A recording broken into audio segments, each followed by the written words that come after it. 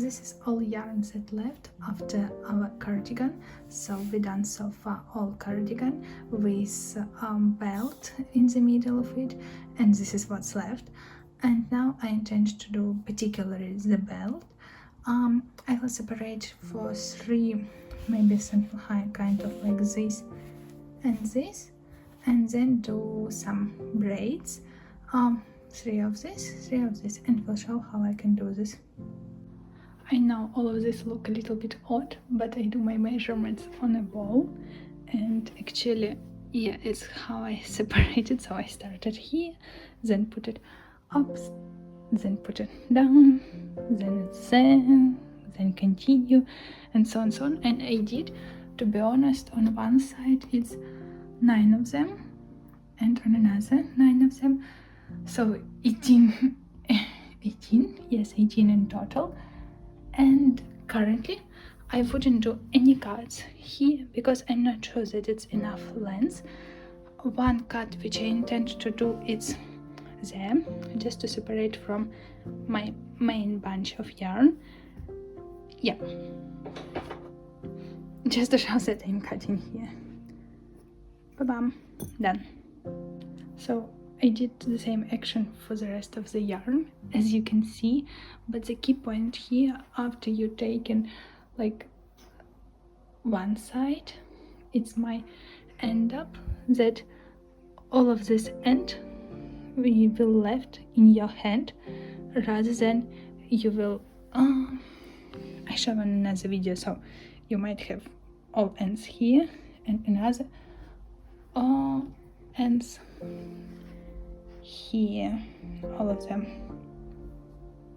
So here I'm holding the middle, and as you can see, it's a separate 2 threads, one and the second one, and they are not connected to each other. You can see the 2 small hips of the yarn. Yeah, and here's the middle. It's what we intend to do for all of the yarn. So then I will show what I intend to do next.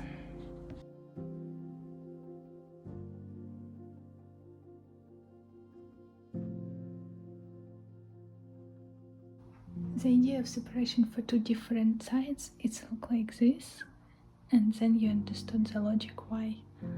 Yeah, I do this for all yarn. I no idea why I measure yarn like this.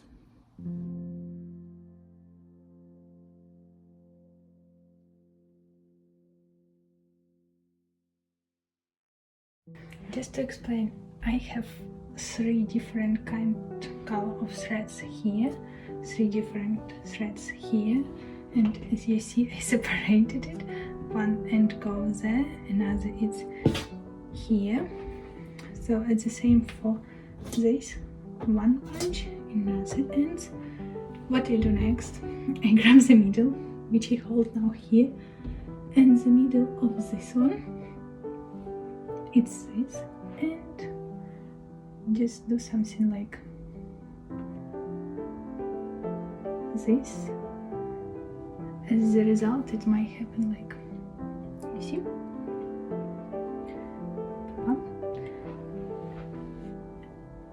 And this is my new middle, and all ends with a green one, and that contains pink on this side and on this side, but I connect them in this way.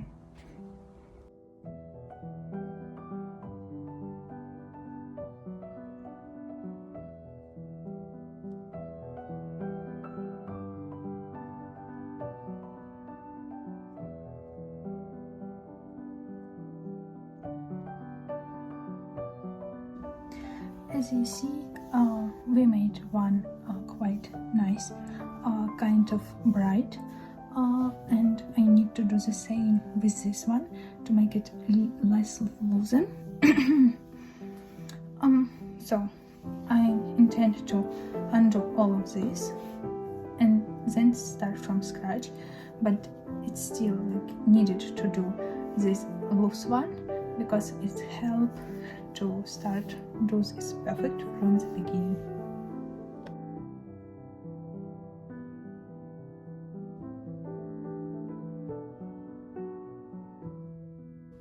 As you can see, I undo braid, which was done, and now I intend to do the same size of the braid as I did for another side, and just to explain how to do braid. So as you can see, there are some balls, which not almost like a balls, but they're in separate like bunches. You can like visually separate them. So there are just say pink, gray, and light green. Let's call it like this. Hopefully you will understood. And we have 3 ends, and one of them in the middle. Then I took gray one and put the gray one in the middle. After that, I will use my light blue, put it in the middle of 2 other colors. Then I put pink in the middle. Then I put gray in the middle, light blue, light green in the middle. And while I'm doing all of this, I also like undo all mess which happened here by moving all of these balls because of the long end of all of this yarn. That's why I need to do this kind of thing with the balls. Then just to show a little bit more closer what I do, I put pink in the middle, then I put gray in the middle, and you see the size of it might be the same as we did the same amount of yarn on each of them. So then light blue in the middle and continue in this way. And don't forget to undo all mess with the balls which happen right here. At this point makes 0 sense which kind of knot you will do, but let's do something like this. Ba-bam. Regular knot, let's say. And now we'll try how it look on the body. So you wouldn't see my face, but yeah, here my belt, I put it around my waist, maybe something like this. Then I will do maybe a couple knots or some kind of bubble, and maybe bubble knots is nicer because it's look a little bit odd. Let's make a couple knots. It's look much nicer, and the length pretty normal, quite until the end of my legs, which I like, so that's why I will keep it. And now I can do this knots more accurate in the end of my yarn rather than leave it as it is. Here I made one end like of our bride, and here we intended to do something like this. I will show now how to do it. Firstly, undo this normal, let's say, knot. Then, if it's needed, you can take a couple more rows for braiding. I don't know this word, to be honest. It's a little unnatural for me. I not so often heard it, that's why I can pronounce it wrong. To be honest, there are a long end, and I could make until end will left some kind of like this. Let's do it.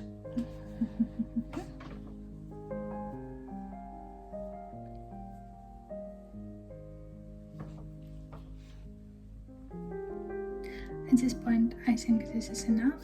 Then we do a regular knot, just grabbing all our ends,